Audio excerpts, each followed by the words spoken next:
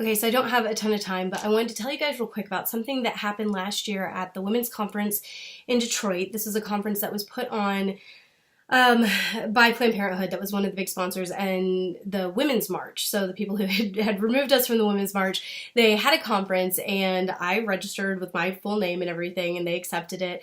And so I was able to go, and it was a fascinating experience because obviously I was surrounded by a lot of very pro-choice women. I did not go there in any way to protest them or start trouble. Like, I really kind of just wanted to be in dialogue with them and to talk to these people who I think so many of us in the pro-life community, maybe even without realizing we're doing it, we have dehumanized them. You know, we've made them the enemy. And so I thought it would be a great opportunity to just go and sit and hear them, listen to why it is that they think, you know, abortion is such a necessary, quintessential part of feminism. Abby Johnson also went with a couple people from her organization, and so I was not planning on going to this one particular panel, but then at the last minute I decided to go, and it was called Abortion Stories. And so I walk in, and Abby was there with her people, and of course Abby's very recognizable, and so she was sitting a little bit away from me. And I saw people kind of pointing at her, and they knew who she was. And so at the beginning of this session, somebody went to the front and they said, you know, we know that we have some people in here who disagree with this, and we want to make it very clear if anyone disrupts, like, you will be removed immediately. And Abby's like, what, me? No. And it was really funny because, like, we really weren't there to disrupt. We just kind of wanted to listen, right? Luckily, I was sitting far enough away. I don't think anybody realized that I was also like a pro-life spy or whatever it is that they thought was going on.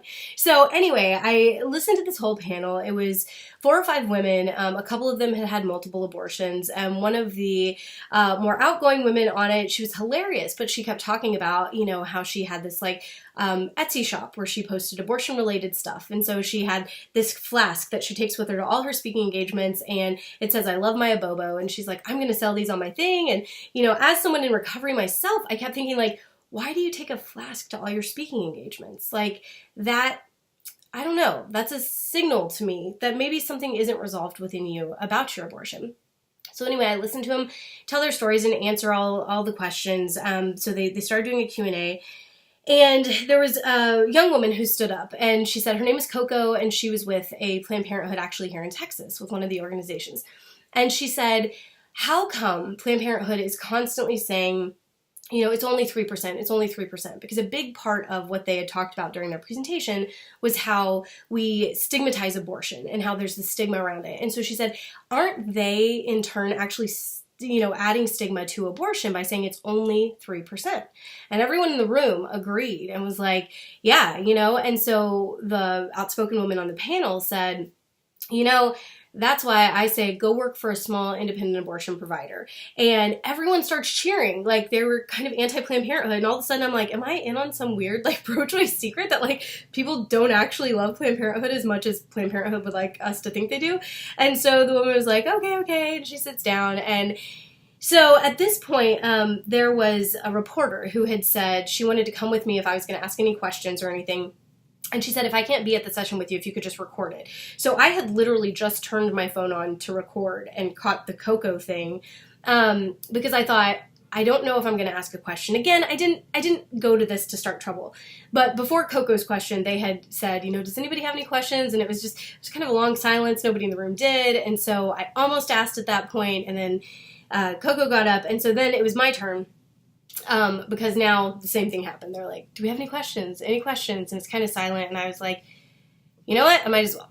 So I raised my hand and I said, what if, you know, because all the stories we were hearing were very positive abortion stories. I said, what if a woman's abortion story is not positive?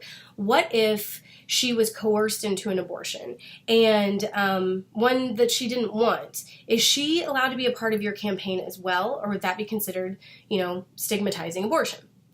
And I remember the outspoken woman who had called on me looks at me straight in the face, and then she goes, do we have any other questions?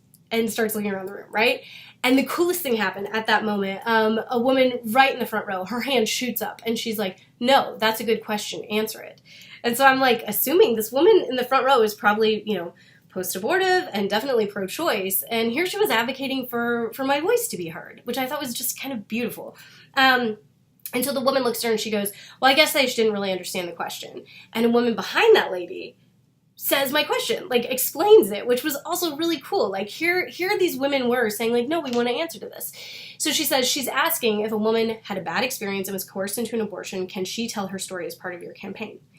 And the lady goes, well, first of all, if a woman comes to us and she wants to have her baby, like, we send her on her way with a pack of prenatal vitamins and a picture of her sonogram, and we say, go be a mom. This does not happen. There are not coerced abortions. And of course, she thinks she's putting it to rest with that. Another hand shoots up from a third woman in this room who says, no, she's saying if a woman was coerced, can she tell her story? And at this point, somebody else on the panel who's a little better at PR jumps in and says, well, we wouldn't want to be hurting a woman. We wouldn't want her, if she has unresolved issues with her abortion, we wouldn't want to be, re-wounding her by having her share that story. We would want to get her into a healthy place before she shared her story. Which I was like, that's kind of a cop-out, but that was a much better answer. Okay, so then the session wraps up and nobody was escorted out. None of us started any trouble, right? And the next day I'm meeting with that reporter. And so we're down at the little hotel coffee shop and she had her recorder on because she was interviewing me. And all of a sudden Coco walks up and she's like, hey, I hate to interrupt you guys. I'm so sorry, but I just wanted to say thank you so much for asking your question yesterday. I get that question all the time and I never know how to answer it. Like, thank you for doing that. And I'm just like, of course. Like, and again, clearly she has no clue who I am or she would not be thanking me for this. And I said, at the end of the day, I am a feminist and I hate women's voices being used as propaganda. And I think there's a much larger conversation we need to be having about, the nuance within abortion and the fact that there are women who are pro-choice out there who feel like it was the right decision for them to make, but they still have these wounds. And I know this because they're my friends. Like, I have many pro-choice friends who don't necessarily regret their abortions, but they still know exactly how old their child would be today. They still think about it. They still wonder what their life would have been like if they would have had that child. And when we don't allow women the ability to express that because we label them as stigmatizing abortion, I think that's incredibly cruel. And I think, especially as a feminist, I don't believe we should be in any type of bondage. I don't think we should be chained barefoot and pregnant to a stove, but I also don't think that we should be in emotional bondage from an abortion that we're not allowed to talk about unless we put a smile on and say it was the best thing we ever did. Because for so many women, it's a very complex, multifaceted issue, and we have to let them talk about it. We have to hear their stories.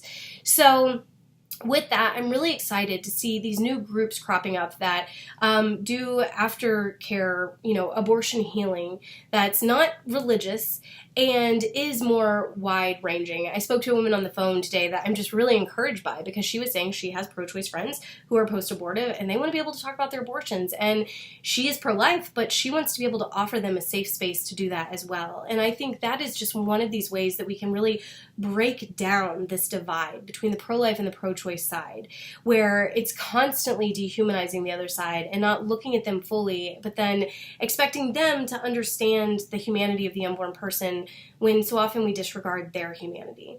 So anyway, that was all. I just wanted to tell you guys that story and tell you that I'm really encouraged. I think we're kind of moving in the right direction. So many people are seeing the need now for us to really, really just allow women's voices to be heard and allow the nuance within this to be understood, because I do believe when women are able to talk about the doubts they have, it humanizes their child for them. And even if they're still pro-choice, that's a vital thing that we need to be doing.